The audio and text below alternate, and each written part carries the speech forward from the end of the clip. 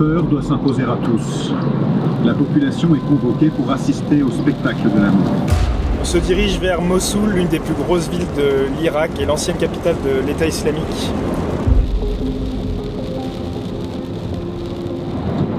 Gouverné par la terreur.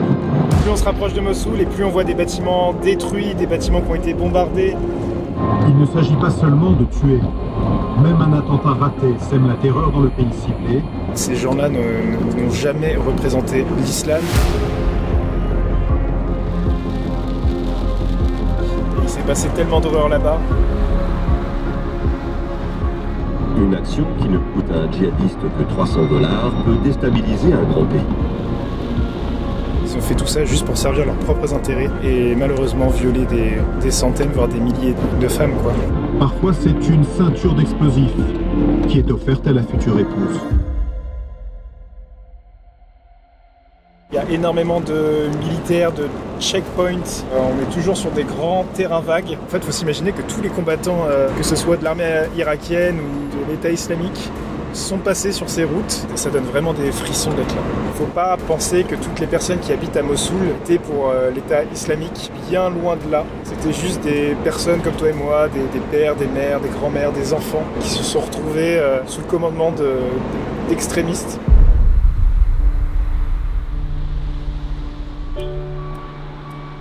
On a dormi dans l'hôtel qui est juste derrière nous. C'était à peu près 20 € la nuit pour 2 personnes. Donc aujourd'hui c'est grand soleil et on va t'emmener découvrir cette ville qui est tristement célèbre. On va notamment découvrir la vieille ville qui est complètement détruite. Sinon on va essayer de rencontrer les habitants de Mossoul. Ils sont plus d'1 million il me semble. Donc c'est l'une des plus grosses villes d'Irak. Et puis essayer de te faire découvrir l'essence d'une ville qui sort tout juste de la guerre. C'était il y a 6 ans. Mossoul, cité multimillénaire de Haute-Mésopotamie, était autrefois surnommée la perle du Nord pour sa beauté qui a été tachée ces dernières années par l'ombre de la guerre. Étalée sur les rives du Tigre, elle est l'une des villes les plus anciennes et historiquement riches du monde. Et en fait, Mossoul, ça veut dire celle qui relie. Cette ville porte ce nom puisque ça a été pendant très longtemps un carrefour entre les différentes civilisations. Une diversité qui a laissé son empreinte sur toutes les pierres de la deuxième ville d'Irak. Nos premiers pas dans ces rues, marqués par la bêtise des hommes, nous plongent dans un nouveau mélange d'émotions. Nous sommes à la fois bouleversés devant l'ampleur des destructions et le chaos laissé par la guerre contre Daesh, mais également touchés par l'hospitalité et les sourires des Moslawis, premières victimes de l'organisation terroriste. Partout, les rencontres se multiplient. On nous salue, on nous sourit, on se prend en photo ou encore, on nous invite à boire le thé.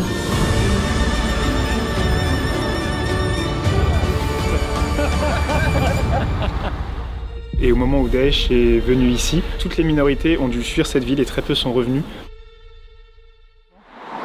Là, on est sur le Old Bridge, l'un des plus vieux ponts d'Irak et le plus vieux pont de Mossoul. C'est le premier qui a été construit pour relier la partie est et la partie ouest au-dessus du Tigre. Et il a été démoli pendant les affrontements en 2016. Et ensuite, il a été rénové et puis cette partie-là, elle est toute neuve. Avant, il n'y avait que cette partie-là sur laquelle on marche. De l'autre côté du fleuve, nous avons la chance de rencontrer un reporter de guerre de Mossoul, la ville aux 2 rives. دخلت اثناء الحرب هم صورت بس اكو هاي تعرفين ما راح اقدر اذكرها لانه كوني انا صحفي. Dès les premiers instants, on remarque que Mohamed est très connu ici. اسمي محمد صحفي من محافظة نينوى مدينة الموصل. انا كنت بالموصل داخل الموصل. طبعا كانت هي حياة مأساوية، كانت كلش صعبة. كنا نعيش يعني تحت احتلال قصف وقتل وضرب. Après quelques échanges, il nous propose de visiter la ville ensemble, une invitation qu'on ne peut pas refuser. Tu connais tout le monde ici? أكثر يعني أنا أمتلك 2 مليون مشاهد، يعني إذاعة تمتلك هذا الشيء، وأنا مقدم برامج ولهذا أكثر الموصل يعرفونني ويسلمون علي ودائما يشوفين الضحكة والهاي مالتهم وياي. بدي يشربون شاي قهوة. Kawa Chai. يلا تمام.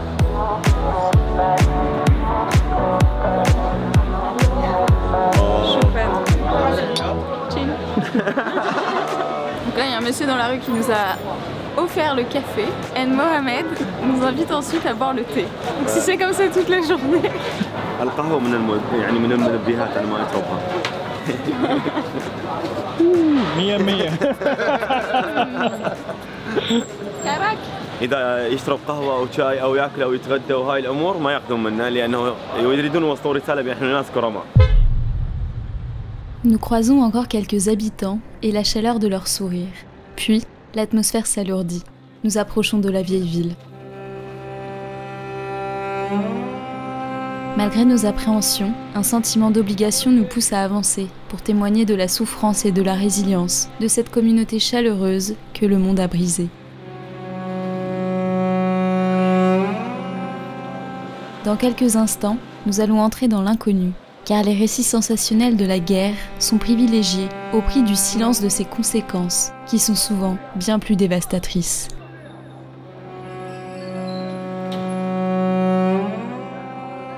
Elles restent gravées sur les pierres qui n'ont pas encore été ramassées, mais ne disparaissent jamais du cœur des hommes. Ok, donc là on est dans la vieille ville de Mossoul, c'était le dernier gros bastion de l'État islamique de 2014 à 2017. Et c'est ici que s'est passé le gros de la bataille et on voit que toute la vieille ville est entièrement détruite. Mais il y a une sensation très forte ici je trouve, on s'imagine tous les conflits, on voit qu'il y a des traces de mortiers, de bombes, tous les murs ils sont criblés de balles, il y a plein de bâtiments qui sont brûlés. Et voilà, ça fait partie de la ville et de son histoire très récente, c'était il y a seulement 6 ans. Et on va continuer avec Mohamed à aller dans ces rues mais c'est... On a vu ça à la télé, mais maintenant c'est hyper émouvant, je trouve. Dans ces rues fantômes, le silence a gagné tous les combats. L'ampleur des dégâts nous donne le vertige. Déconcertés, nous avançons la gorge nouée.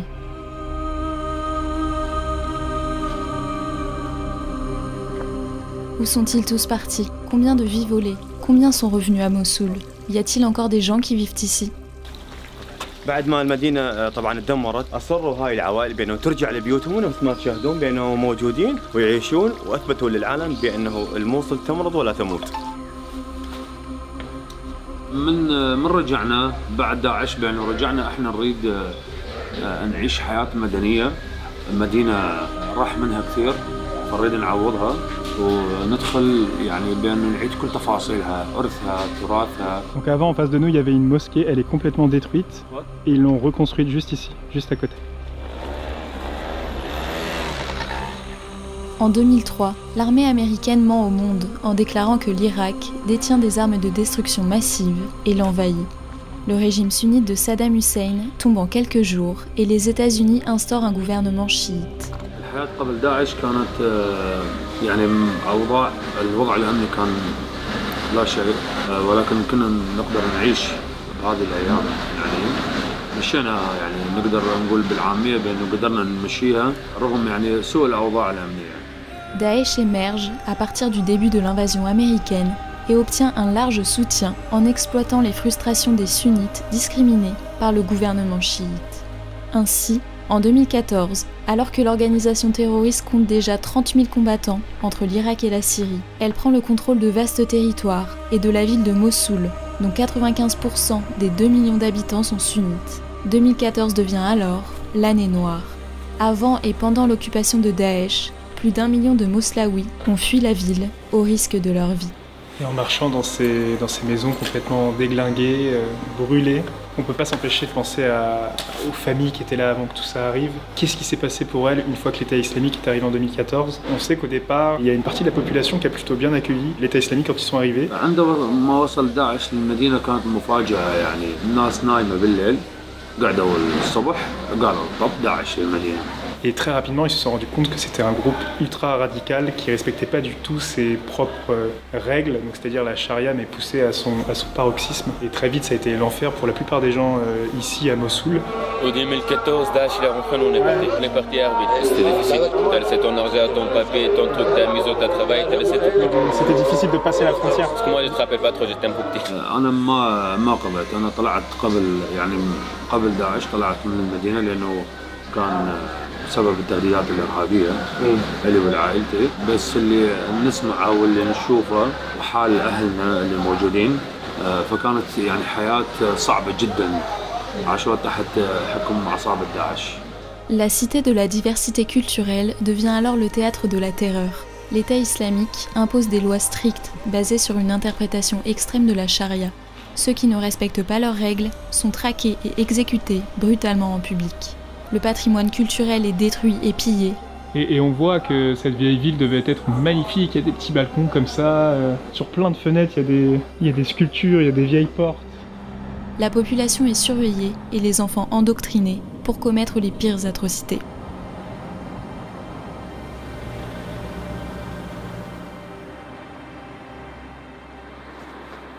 Juste derrière moi, c'est l'hôtel international Ninive. Il est complètement abandonné et il a été détruit pendant la guerre. Donc il y avait des membres très importants de l'État islamique qui résidaient dedans. Ils disaient à tous les kamikazes qu'ils leur réservaient les meilleures chambres dans cet hôtel avant qu'ils aillent se faire exploser et avant qu'ils commettent des attentats suicides. Juste en face, il y a une grande roue qui est complètement laissée à l'abandon, qui est en train de rouiller. Ça donne une ambiance vraiment apocalyptique. C'était il y a 6 ans et voilà ce que la guerre produit, quoi.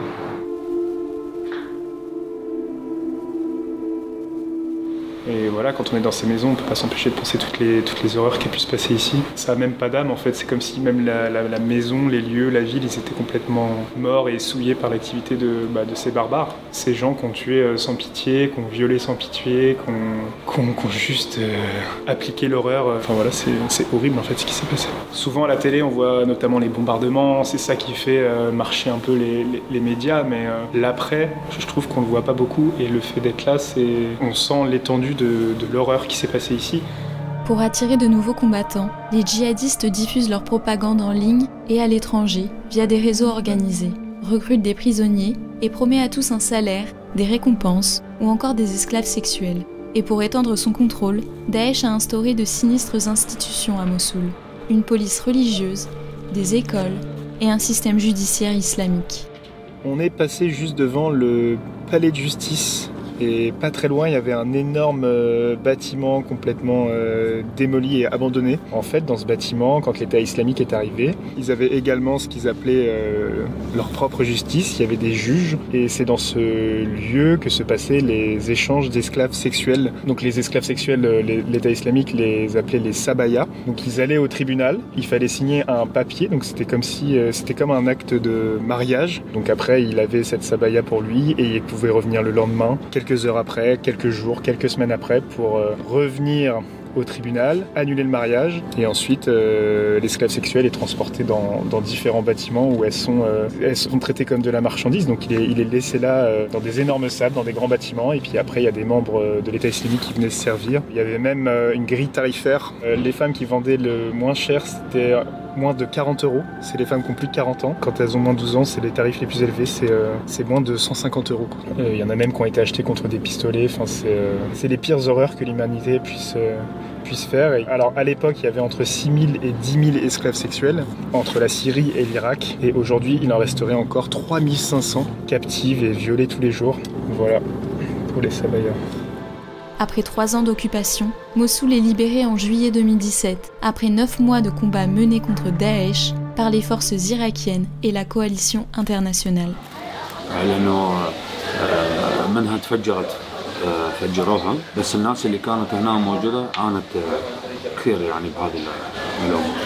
Et donc la très forte présence de Daesh ici a fait que la ville a été entièrement détruite par la coalition, par l'armée irakienne, mais aussi par des petites milices telles que les milices chiites, les milices sunnites. Il y avait aussi les Kurdes qui se battaient contre Daesh. Voilà, là on marche dans la vieille ville et c'est plutôt dangereux. Tous les murs sont complètement déglingués, les gravats sont mélangés avec des déchets. Il y a des zones où on n'a pas encore le droit d'aller puisque a priori il reste des mines.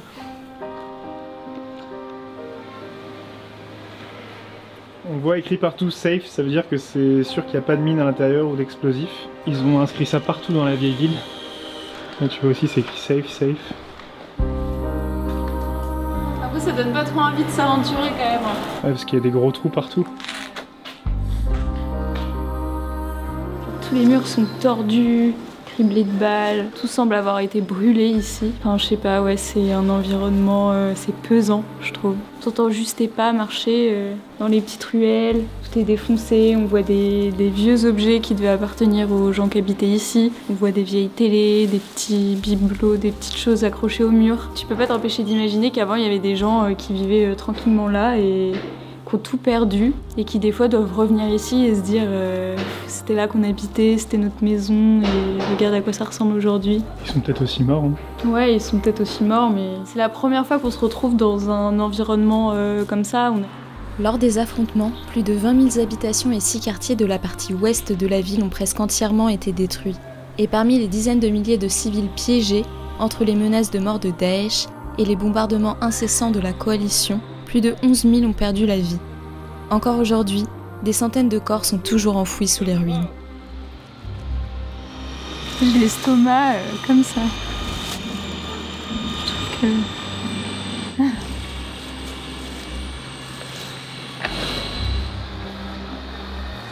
Ce qui m'a saisi, c'est ce tag là, au-dessus de l'arche. La petite fille qui tient son doudou dans la main et qui marche sur des mines et des décombres. Enfin, il y a plein d'enfants qui ont perdu leurs parents. Je sais pas, de toute façon, on peut pas s'imaginer tout ce qui s'est passé ici. Et tous les gens qui ont perdu leur famille. De toute façon, tous les Irakiens, tous les gens à Mossoul ont perdu au moins un membre de leur famille ici, ou de leurs amis. Tout le monde. 5, 10, 15, enfin voilà.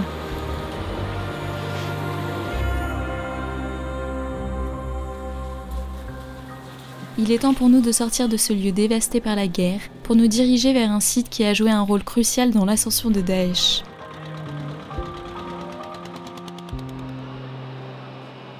Juste derrière moi, c'est la mosquée Al-Nouri avec le petit dôme vert et c'est le seul endroit où le chef de l'État islamique qui s'appelle Abu Bakr al-Baghdadi a fait une apparition en public et il a fait cette apparition pour proclamer Mossoul comme étant la capitale de l'État islamique. Il y a moins d'un an, c'était complètement détruit, abandonné. On voit que derrière moi, c'est à nouveau un chantier initié par l'UNESCO et ils vont reproduire une mosquée au même endroit. Et la particularité de cette mosquée, c'est qu'il y avait un minaret qui était tordu comme ça en hauteur et ils vont essayer de produire exactement la même chose.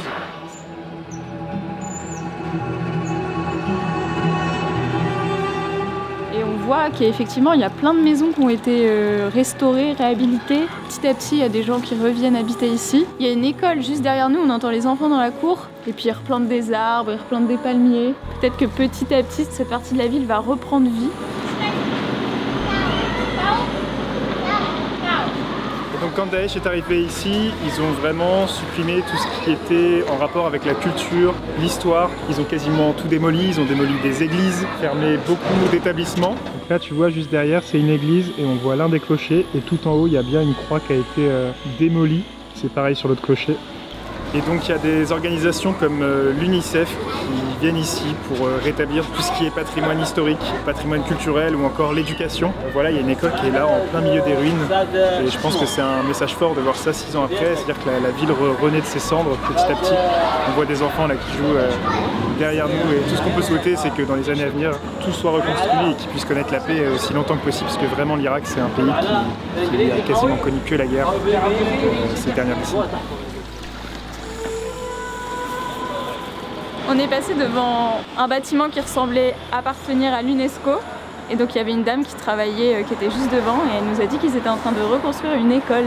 Donc on est déjà passé devant une école tout à l'heure. Il y a plein de gens de chantier, ça y est, ils nous ont repérés. Et elle disait qu'après, ils reconstruiraient autre chose. On voit qu'il y a plein d'autres organismes comme l'UNESCO par exemple, il y a un truc qu'on voit souvent, ça s'appelle USAID, qui aide à reconstruire voilà, des bâtiments, des magasins. Salam alaikum.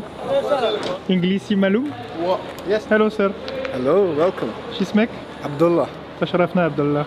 Welcome. Pleasure. So can you explain me what you are doing here? This is UNESCO's project. It's the first child-friendly school in the territory. We have been working on this for almost more than 2 years now. It's nearly complete. I'm part of UNESCO team working on the old city and we're doing our best to be able to serve our city as much as we can. And the intention of UNESCO, an attempt to revive the spirit of Mosul. Thank you very much sir. Of course. Best of luck.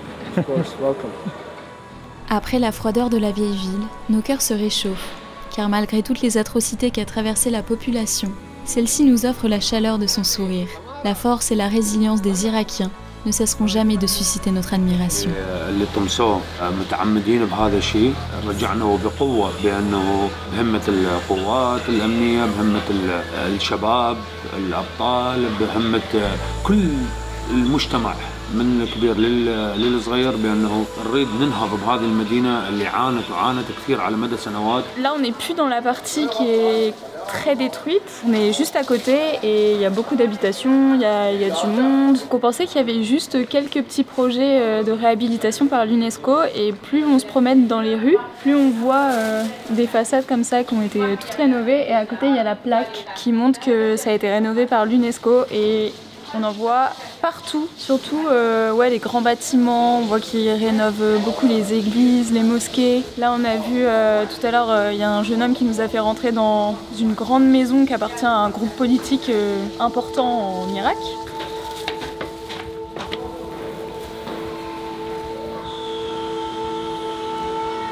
When it was ISIS here? Yeah, it's working. How did you feel when the ISIS was here? I don't know. But now is good. But after is I see in my eyes the people is dead, the bomb. And before it was all like this? Yeah. Beautiful buildings, old stone. Yeah. Mosul now is safe. Là, on est dans un petit quartier ultra coloré qui a été complètement rénové. Et en fait, juste à l'entrée, ils ont installé une grande photo de ce à quoi ressemblait le quartier juste après Daesh. Donc complètement détruit, en ruine. Et en fait, ils en ont fait un petit espace hyper agréable, plein de couleurs. Il y a un petit musée, il y a plein de boutiques d'artisanat, etc. Ils sont en train de continuer les travaux et j'espère qu'ils vont étendre un maximum ce quartier. Mossoul renaît de ses cendres en douceur. Sa grandeur culturelle et sa diversité seront restaurées par la détermination, la force du peuple irakien et l'aide des ONG. Et encore une fois, nous devons souligner sa gentillesse et son accueil extraordinaire.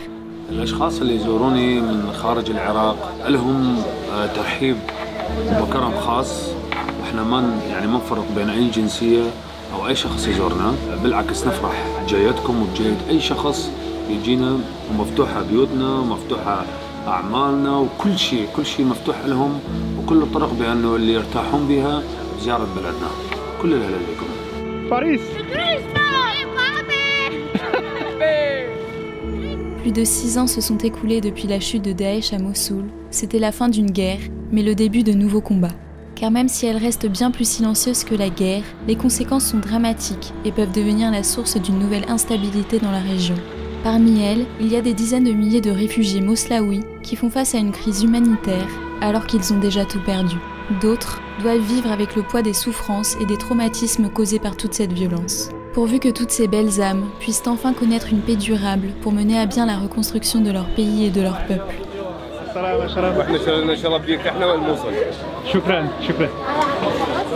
Aujourd'hui, Daesh est toujours actif en Syrie et en Irak et se développe rapidement dans le Sahara.